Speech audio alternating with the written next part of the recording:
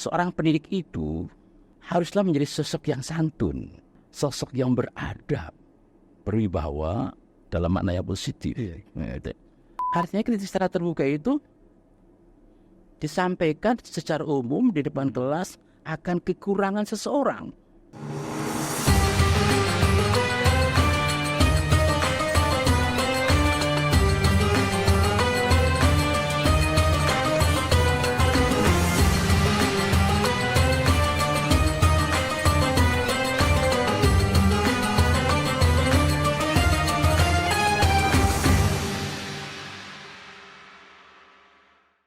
Assalamualaikum warahmatullahi wabarakatuh. Halo Sobat Bicara dimanapun Anda berada. Bertemu lagi di podcast kesayangan kita, Bicara, Bincang Ramadan Ceria, Temu Bincang, Temu Inspirasi. Bersama saya, Zaki Yavani. Pada pagi ini kita akan berbincang tentang etika belajar dalam pandangan Islam. Dan pada pagi hari ini kita sudah kedatangan seorang tokoh. Ya.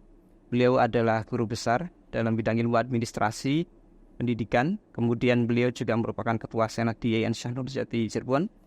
Beliau juga seorang ulama, tokoh NU yang sering mengisi kajian-kajian keislaman, dan sekarang beliau juga menjadi anggota MUI di Komisi Fatwa Kota Cirebon. Baik Sobat Bicara semua, beliau adalah Profesor Dr. Kiai Haji Farihin MPD. Assalamualaikum Prof. Waalaikumsalam warahmatullahi wabarakatuh. Bagaimana kabarnya Prof? Alhamdulillah baik, sehat. Oke. Kesehariannya bagaimana nih Prof di bulan puasa ini Prof? Ya, tentu saja karena ini bulan Ramadan, maka kebiasaan yang saya lakukan mengisi Ramadan ini lebih banyak membaca Al-Quran. Luar biasa sekali. Sudah di samping tentunya kewajiban kita sebagai dosen ya mengajar di kelas ya. Alhamdulillah sudah khatam 3 kali khatam. Wah, luar biasa Prof. Yang mudah-mudahan ini bisa menginspirasi ya sesuai dengan podcast kita Prof. Mudah-mudahan. Jadi bisa menginspirasi para sobat bicara semua. Baik Prof, terkait dengan topik kita pada pagi hari ini Prof. Kita kan terkait dengan etika belajar dalam pandangan Islam nih Prof. Di dalam budaya barat itu kan kita mengenal istilah lifelong learning Prof. Betul. Kemudian di Islam juga kita sering mendengar kata-kata seperti utlubul ilma walau bisin atau utlubul ilma minal mahdi ilal lahdi. Jadi dalam konteks tersebut kata belajar itu menjadi sepertinya sangat luar biasa dan sangat penting sekali. Bahkan lintas budaya yang mengatakan bahwa belajar itu menjadi suatu keharusan yang harus kita jaga dan kita lakukan Prof. Nah, terkait dengan ini Prof, menurut Prof Farihin, penting tidak sih untuk memiliki etika dalam belajar, dan bagaimana pandangan Islam terkait dengan etika belajar ini Prof? Baik, terima kasih Mas Zaki. Bismillah, alhamdulillah, salatu wassalamu ala rasulillah wa ba'du. Etika dalam bahasa Arab itu al-adab. Jadi tata susila atau tata krama gitu. Orang bicara etika itu terkait dengan persoalan-persoalan keseharian manusia yang menjadi aktivitas pada sebagian banyak orang. Oleh karena itu penting saya kira dalam belajar itu harus ada etika yang menyertainya. Mengapa? Karena hakikat belajar dalam Islam itu kan sesungguhnya dia ingin mendapatkan ilmunya Allah. Jadi belajar itu sejatinya adalah mengharapkan ilmunya Allah. Dan kita ingat ada satu cerita sederhana, seorang imam besar Asy-Syafi'i, dia mengadu kepada gurunya Kiai Waqi' tentang sulitnya dia belajar. Maka kemudian resep yang ditawarkan atau resep yang disampaikan oleh kiainya itu sederhana. Apa kata beliau? Fa akhbaruni bi anna al-ilma nurun. Syekh Waqi memberikan pemahaman kepada aku, kata Imam Syafi'i, ilmu itu adalah cahaya. Wa nurullah la yudali asi. Ilmu Allah tidak akan bisa diberikan kepada orang yang bermaksiat. Artinya bahwa orang belajar itu adalah orang yang hatinya bersih, orang yang hatinya tulus, dia ingin memperoleh sesuatu yang bisa bermanfaat bagi dirinya. Karena itu menurut saya penting bagi siapapun untuk menjaga etika ketika dia belajar, baik di pesantren, di sekolah, maupun di lembaga-lembaga pendidikan yang lain. Baik, yang dimaksud dengan hatinya bersih itu maksudnya bagaimana, Prof? Iya. Orang ketika belajar itu ya bisa bermacam-macam. Iya kan? Tujuannya, Prof. Tujuannya kan bisa karena sesuatu yang sifatnya material, sesuatu yang sifatnya duniawi ya. Tetapi Islam itu mengajarkan kepada kita bahwa belajar semata karena Allah. Kalau terminologi yang digunakan oleh Imam Syafi'i adalah lizat al-jahl, untuk menghilangkan kebodohan.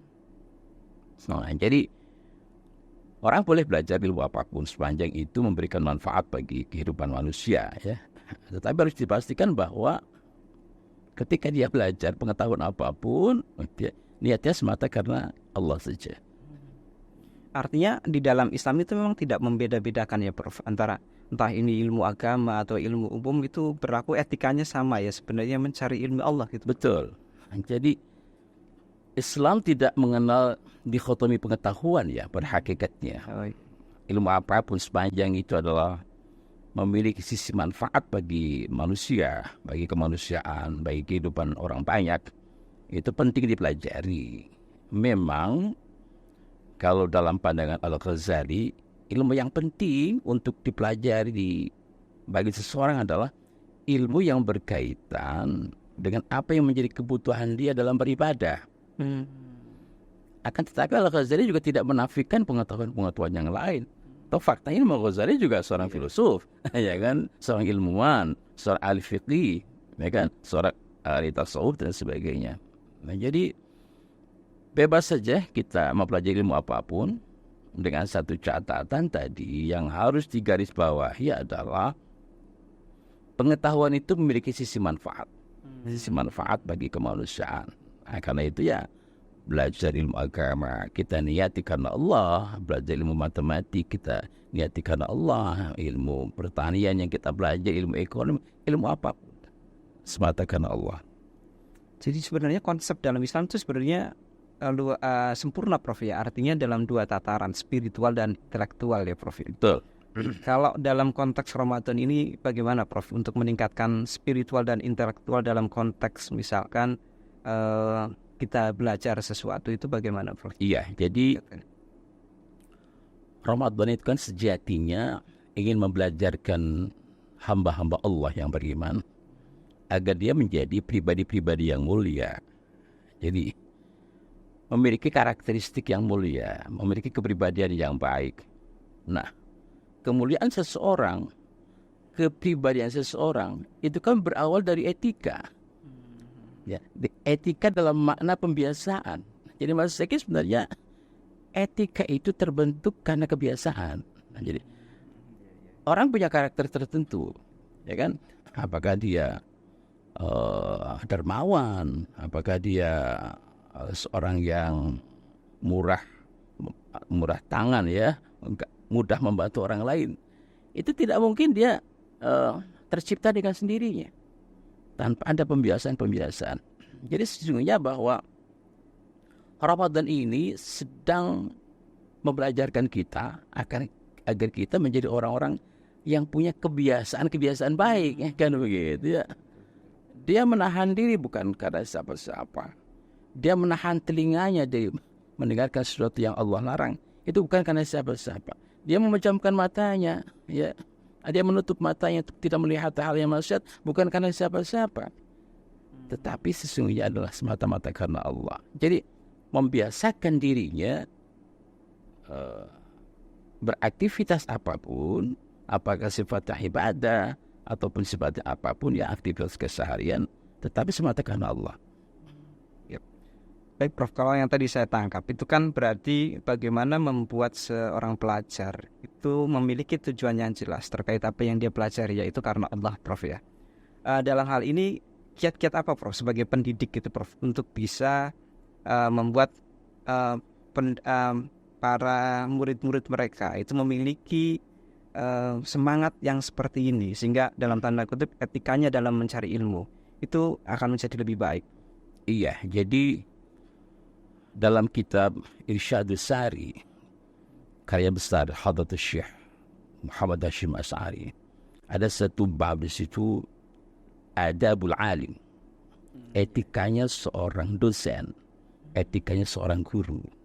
Bagaimana dia membangun relasi, membangun satu budaya ya, dalam konteks dia menyampaikan transformasi ilmu dan transformasi nilai-nilai kepada siswanya.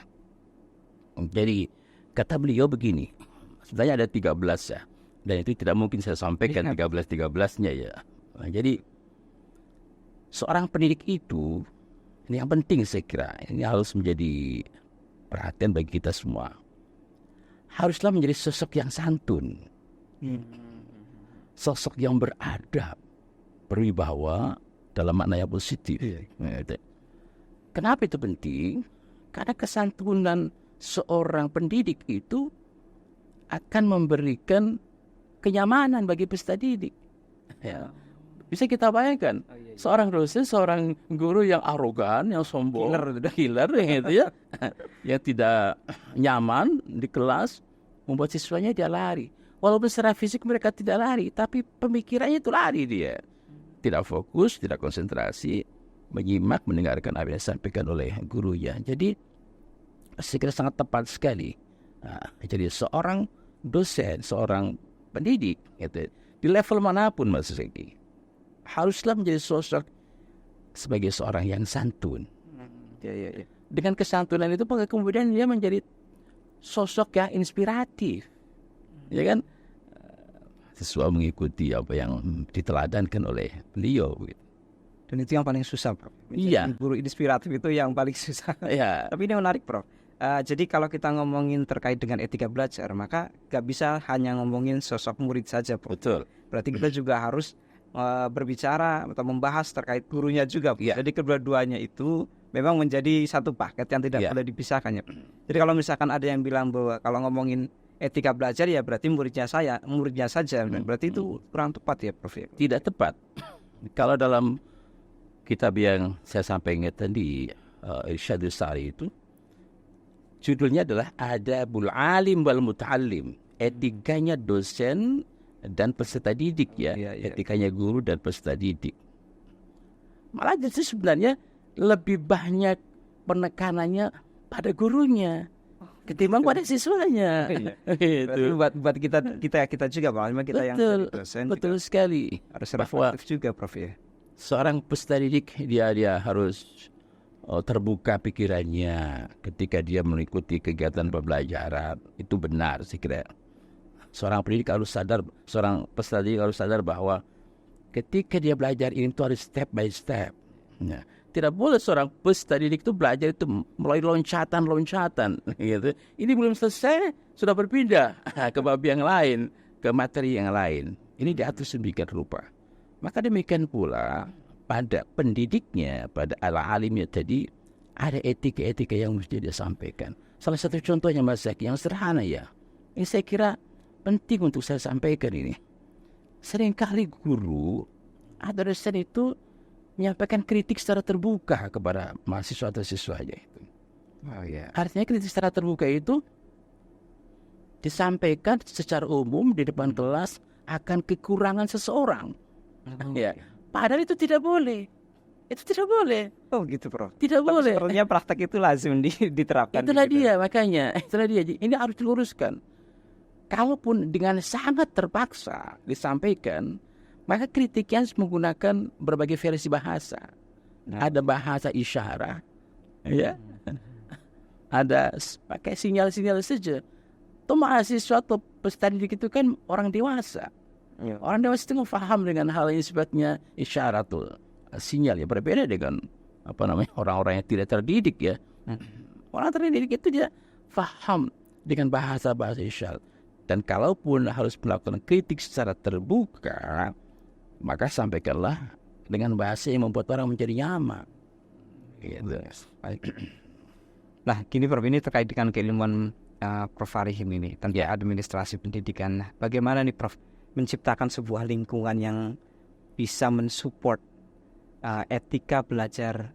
Berarti bukan cuma siswa ya Prof ya? Betul. Berarti gurunya juga yang sedemikian yang tadi Prof Farihim sebutkan itu bagaimana Prof?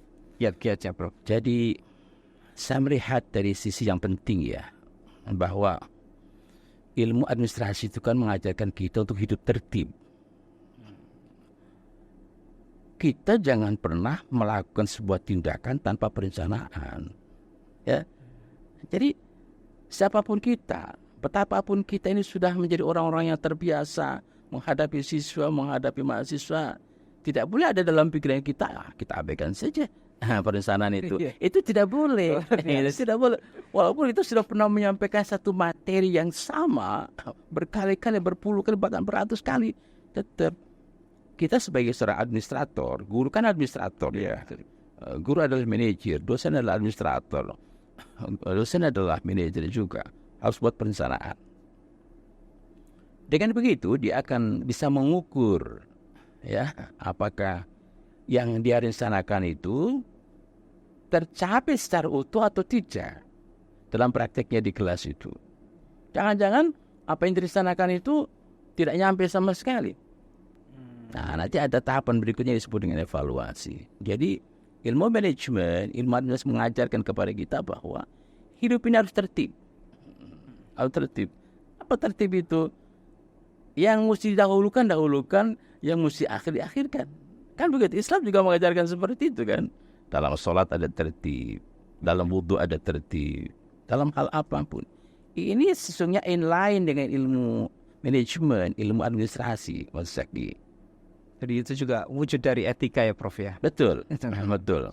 Tadi saya sampaikan bahwa salah satu etika yang terpenting itu, orang bertindak itu harus melalui tahapan-tahapan. Oh iya. Step by step. Ya, tidak boleh dia melakukan lompatan-lompatan yang justru kemudian itu menjadi blunder bagi dirinya, tidak menguntungkan bagi dirinya. Baik Prof, kalau misalkan seorang siswa itu Prof ya tidak memiliki etika-etika dalam belajar seperti ini Prof, atau kalau dalam kasus yang tadi kita diskusikan kan sebenarnya bukan cuma siswa ya Prof ya. Ngomongin etika belajar itu sebenarnya lebih berat ke pendidik ya. Pendidiknya. Pada pendidiknya yang harus beretika. Dan mungkin ini yang bisa menginspirasi podcast kita pagi ini. Iya. Karena saya juga sebagai pendidik dan sepertinya memang kita sering lupa bahwa sebenarnya yang harus dididik bukan cuma siswa kita. Mungkin kita sendiri juga harus dididik. Betul. Nah, bagaimana jika misalkan seseorang tidak memiliki etika belajar dalam misalkan entah itu dia gurunya atau misalkan siswanya, apa kemungkinan yang akan terjadi gitu Prof jika itu tidak dimiliki oleh para penuntut ilmu Prof? Baik. Ketika etika kita maknai sebagai sebuah kebiasaan maka etika yang buruk baik itu dilakukan oleh peserta didik maupun pendidik akan berakibat fatal. Kenapa? Karena orang kalau sudah membiasakan sesuatu maka dia akan terbiasa. Guru yang sering terlambat, siswa yang sering terlambat, maka jika tidak ada revolusi mental bagi dia akan selamanya terlambat. Akan selamanya terlambat gitu. Dan itu etika. Jadi gurunya yang ngajarin malah. Iya, jadi guru baik, guru di tingkat manapun saya kira sudah menjadi kebiasaan bagi dia terlambat itu. Jadi seolah-olah bukan sebagai sebuah kesalahan kan begitu ya. Jika itu ditolerir, terlebih jika dilakukan oleh siswa terlambat selalu ya dengan berbagai macam alasan, itu akan menjadi sebuah kebiasaan. Nah, kata orang Arab ini dalam sebuah ketemu dari hikmah disebutkan, man sabba syai'an sabba alaih. Para siapa yang membiasakan sesuatu, dia akan terbiasa dengan sesuatu itu. Gitu. Man ta'awwada bi syai' fa ta'awwada alaih. Orang yang membiasakan sesuatu dia akan terbiasa dengan sesuatu itu. Orang yang sportif, Mas Zaki, orang yang sportif, dia dimanapun tempatnya dan kapanpun waktunya, dia akan sportif. Bukan karena faktor-faktor yang lain, karena sudah menjadi sesuatu yang habit saja bagi dirinya, sudah biasa saja. Begitu. Jadi kalau kita berbicara terkait dengan etika belajar itu sebenarnya kita sedang berbicara tentang bagaimana cara membangun sebuah kebiasaan ya. Betul. Tapi itu tadi menarik sekali Prof yang ditulis oleh Hadratus Syekh Hasyim Asy'ari terkait kitab yang membicarakan tentang kitab apa tadi namanya? Irsyad Sari. Ya, Ya, Irsyad kitab Syari. kompilasi dari karya-karya besar beliau sebenarnya. Isinya macam-macam. Dan itu kan di situ memang ditekankan sekali bukan ke pendidiknya, bukan ke Peserta didik. peserta didik, tapi Ya. malah ke pendidik ya Prof Ya, ya. ya. Nah sekarang bagaimana Prof? Apakah kebiasaan atau etika berilmu itu di dalam keluarga bagaimana Prof? Apakah perlu sebagai seorang keluarga? Karena kita juga kan Ya. sebagai orang tua, saya Betul. pikir ini juga perlu Prof ya untuk Ya. ditanamkan. Bagaimana Ya. pandangan Prof Farhin terkait dengan ini Prof? Iya, seorang ayah itu kan sejatinya adalah seorang guru. Seorang ibu adalah seorang guru bagi anak-anaknya ya. Jadi guru yang sejatinya adalah orang tua. Nah, guru di sekolah, dosen itu kan orang tua yang kedua. Agak gitu ya. Berarti juga berlaku sama ya Prof? Berarti orang Berlaku tuanya sama. orang tuanya Betul, dulu yang harus betul. memulai itu. Jadi kebiasaan baik itu harus dimulai dari rumah. Ya, tidak mungkin seorang anak menjadi anak yang baik di sekolah ketika dia tidak dibiasakan aktivitas yang baik di rumahnya. Bangun tidur, ya, berpakaian yang sopan, berpakaian yang bersih, gitu ya. Menghormati dengan saudara-saudaranya. Itu harus diciptakan. Itu harus dikondisikan oleh orang tuanya. Sehingga dengan begitu maka peran orang tua dia akan hadir sebagai sosok yang menjadi mahaguru bagi anak-anaknya, begitu. Oleh karena itu orang tua penting untuk memberikan keteladanan ya, keteladanan yang baik kepada putra putrinya ya, dalam segala aspek saya kira. Utamanya adalah dalam hal ibadah, itu ya. Nah, saya kira ini penting Mas Zaki. Jadi hadirkanlah diri kita sebagai orang tua itu sebagai pendidik yang sejati di rumah itu. Maka dengan begitu anak-anak kita menjadi anak-anak yang baik, sudah baik dari rumahnya. Sehingga dengan begitu ketika mereka hadir, datang di sekolah, datang di tempat di mana anak kita bergaul, sudah hadir menjadi sosok yang baik. Seperti itu. Dulu Prof ketika saya kecil itu suruh sama guru ngaji saya itu yang ngaji Al-Quran itu biasanya kalau bawa Al-Quran itu nggak boleh bawanya sembarangan, harus di atas kepala. Betul. Sehingga ketika waktu saya kecil itu dulu kalau bawa Quran itu nggak boleh, harus di atas kepala. Jadi teman-teman saya dan saya waktu itu kalau bawa Al-Quran itu di atas kepala Prof ketika mau ngaji. Apakah ini juga bentuk dari penanaman dari sejak dini tentang etika dalam belajar? Jadi etika kan harus diinternalisasikan ya. Jadi etika itu tidak bisa mewujud, etika itu tidak bisa hadir dengan sendirinya. Tapi harus ada usaha yang sungguh-sungguh yang disebut dengan proses internalisasi. Oh iya. Internalisasi kan bukan hanya sekedar memasukkan tapi menghunjamkan, menanamkan sedalam-dalamnya kebiasaan-kebiasaan yang baik. Orang tua kita dulu itu, mohon maaf gitu ya, walaupun mereka tidak pinter-pinter amat gitu ya, tetapi dalam hal adab, luar biasa, sila, tata krama sangat dikedepankan. Maka sebenarnya Islam itu kan ada satu ajaran disebutkan al-adab qabla al-ilm. Sila, tata krama, etika itu harus lebih didahulukan sebelum pengetahuan, sebelum ilmu. Maka ketika Mas Zaki di waktu kecil membawa Al-Quran, mushaf Al-Quran di atas kepala, sejatinya orang tua kita sedang mengajarkan kepada kita, mendidik kepada kita bahwa ini kitab suci umat Islam yang harus kita hormati. Sebelum dipelajari, sebelum dibaca, sebelum dianalisis kedalaman maknanya, kita secara zahiriyah dulu ya, dihormati.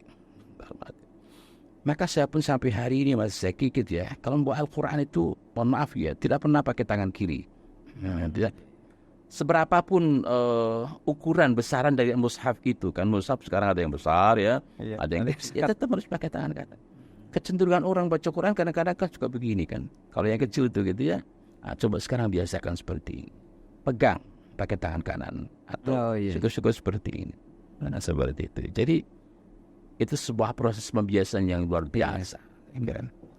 Nah, terus untuk ini Prof, kalau itu kan kita bisa ketemu dengan orang tua, bisa ketemu dengan guru, artinya orang-orang yang memang peduli dengan kita, yang menghujahkan tentang etika itu ada, Prof. Nah, sekarang bagaimana dengan kondisi yang sekarang, Prof? Artinya sekarang itu kan teknologi Ya, sangat pesat, kemudian informasi, sumber-sumber pengetahuan itu sangat mudah diakses dan sangat dalam tanda kutip itu bisa jadi positif, bisa juga negatif, Prof. Contoh misalkan ketika anak saya dapat tugas pelajaran matematika, itu ke ayahnya, ke saya itu bilang gini, ya minjem HP-nya. Buat apa? Oh, minjem kalkulator. Artinya hal-hal seperti ini real. Itu kan dalam konteks yang sederhana ya. Saya yakin dalam konteks agama juga mungkin sama. Jadi orang-orang mungkin lebih mudah mendapatkan pengetahuan dari internet. Dan memang berinteraksi dengan guru-guru, ustadz-ustadz. Mungkin sekarang orang nanya hukum itu nggak ke ustadz, nggak ke kiai, Bro, tapi ke Mbah Google, Bro. betul. Nah, ini bagaimana, Bro, kaitannya dengan etika berilmu itu, Bro? Ya, jadi di mana posisi kita ke depan, orang tua, guru dan dosen itu? Apakah kita masih punya peran yang dominan? Maka jawabannya kita tetap punya peran. Hanya tentu saja peran kita tidak sedominan sekarang. Bisa kita bayangkan 10 tahun yang akan datang, 15 tahun yang akan datang, peran-peran kita akan digantikan oleh canggihan teknologi, apakah AI dan sebagainya gitu ya. Akan hadir di hadapan kita, di lingkungan kita, robot-robot pintar itu kan.